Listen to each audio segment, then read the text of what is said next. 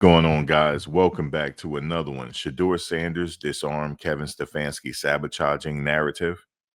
Not at all. He did not. This is well. Let me tell you what the title is saying. It says Shedeur Sanders disarms Kevin Stefanski sabotaging narrative. QB Brown's quarterback says Donald Trump has been a longtime supporter. All right. First of all, and I'm also going to get into the upcoming game and what they got to do to win here. Now, first of all, against the 49ers, first of all, Shedeur Sanders did not disarm Kevin Stefanski sabotaging rumor. Let me just read what happened here. It says, let's see. Um, let's see. There is one. Let's see. Let's go down to what he said. Okay. It says all your supporters out there say Kevin Stefanski was sabotaging you, a reporter said.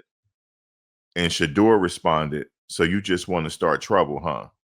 Sanders responded at the podium. The reporter said, no.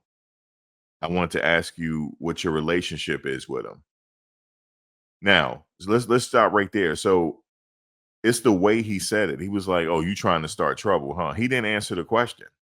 He didn't. He just said they have a good working relationship now, but he never answered that question. I'm not trying to put pressure on Shedeur, but they're trying to switch the narrative now that Shedeur is playing, and now that Shedeur is doing well. Now they're trying to gaslight us and bring the attention back to his fans and all of the other former football players that said that he was getting sabotaged. They actually trying to like pull a Jedi mind trick on us and actually flip the script. Let's read this one more time. The reporter said, all of your supporters out there say Kevin Stefanski was sabotaging you. A reporter said. And Shedeur responded, so you just want to start trouble, huh? Sanders responded on the podium. The reporter said, no, I want to ask you what your relationship with him is. And then Shedeur said, we have the relationship is okay. We working. But he did not answer that question. Okay. He did not. Now, I don't care how they try to spin this narrative. Okay. I don't care how they try to do it.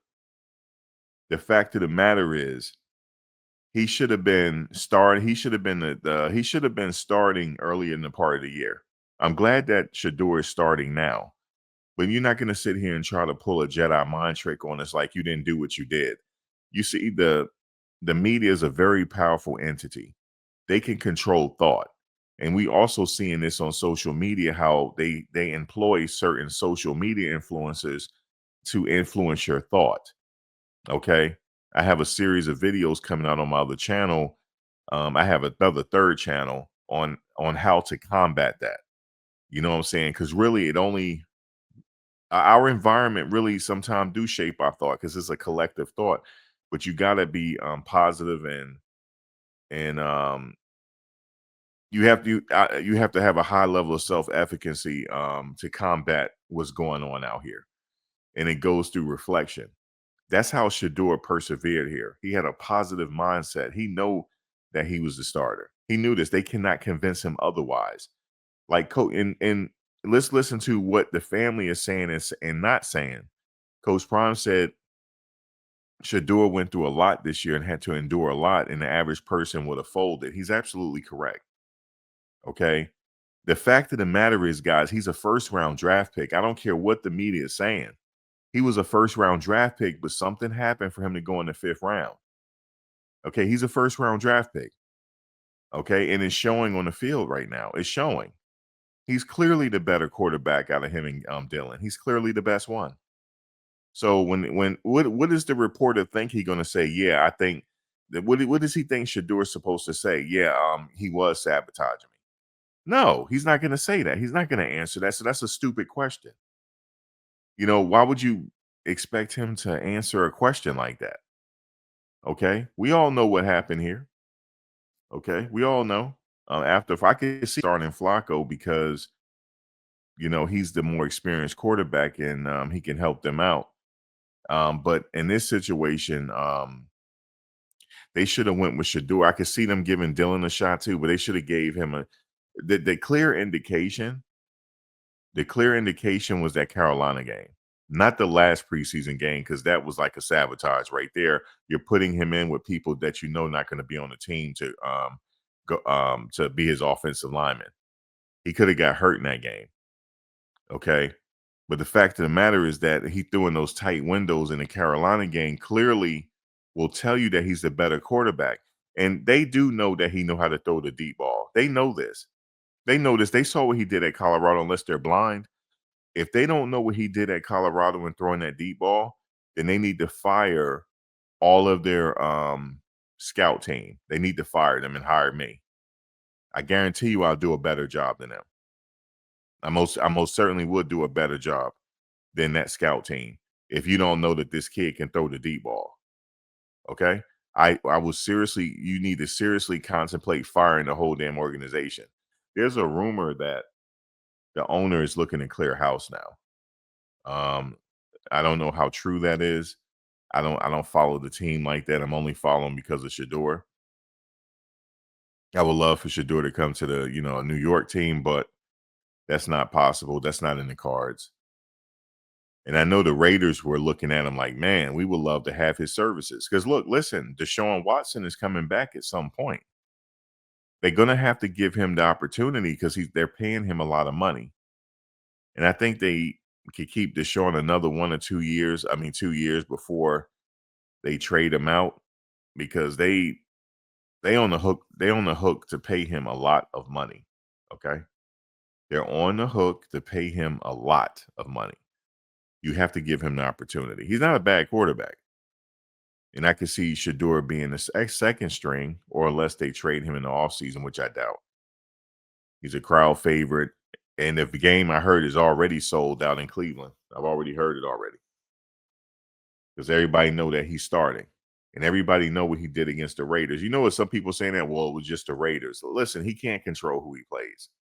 But don't try to put the narrative back on his supporters saying that we didn't know we didn't know what we were talking about.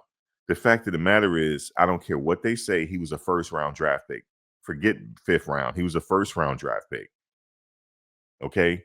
But they wanted to show him something, like teach him a lesson, allegedly. So they can miss me with that. These people are very tricky. They could try to control your thought. Um, and I'm just here to give my opinion on it. But now that Shedeur is getting his opportunity, he's doing what we thought he was going to do. Of course, he can throw the deep ball if they give him the opportunity to. Okay, give him the opportunity to throw in the end zone. You have to give him those reps. They didn't give him those reps. They kept going with the Wildcat, but it's cool. They still converted. It's all good. Um, I don't like the. It was a what was it? I forget the name of the quarterback. He said he didn't like the protection scheme for Shedeur. He didn't like it, what the offensive line was doing. Okay, now we could pick a point. We could pick apart Shedeur faults all day long, but what about his protection coverage, guys? I'm a little shaky on this team. I just don't know, man. But anyway, that segues into the Cleveland Browns versus the San Francisco 49ers. But let's go to the stats on the Browns first. Shedeur Sanders, the last game, he was 11 for 20, 209 yards, one touchdown, one interception, one sack. The rating was 87.3. Quinshawn Judkins was 16 yards for 47 yards, two touchdowns because of the Wildcat. Now let's go to the receiving. Dylan Sampson was 2 receptions for 59 yards. Isaiah Bond was 2 receptions for 58 yards for 2 touchdowns. And Dylan Sampson had I'm sorry. Dylan Sampson had a touchdown. Sorry. He threw that long pass to Isaiah Bond. Okay. They're gonna have to get a little better with this. And Jerry Judy was 1 reception for 39 yards. He would have had more, but I don't know what he was doing. They got to get a little better in the receiving department, get them more touches. Get Quinshawn Judkins over 47 yards. This time he had 47 yards. You got to get him more than that.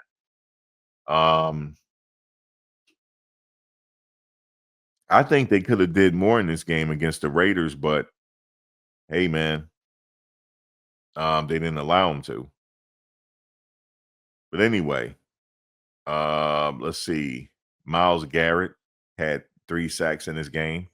And like I said, Miles Garrett is still on a tear right now. I think he need about 5 more sacks before he break the record. I'm not sure, but their defense is going to be fine against the 49ers. It's just the offense, though.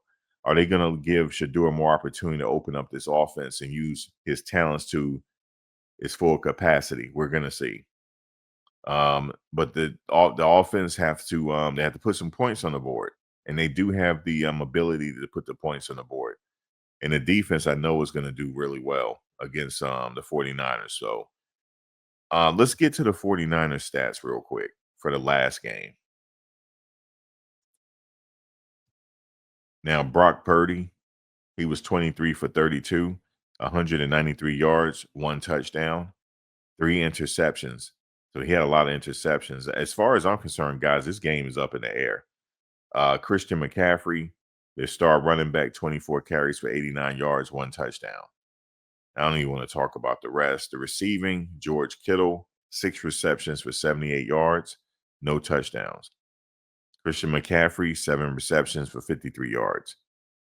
Juan Jennings, 5 receptions, 41 yards, but more notably, he had a touchdown. Now, Malik Mustafa from defense had 7 tackles, led the team. Now, check this out. One person, his name is Jair Brown. He had 2 interceptions in that game, so they got to watch out for him, Shedeur. So, as far as I'm concerned, I don't care what anybody say. This game is up in the air. This game is up in the air, and the Cleveland Browns defense is pretty good. So I think they could do some things in this game to make it happen. Don't be surprised if the Browns win this game. But yeah, drop your comments below. Like, comment, share, subscribe. Guys, I'll see you in the next one. Take care.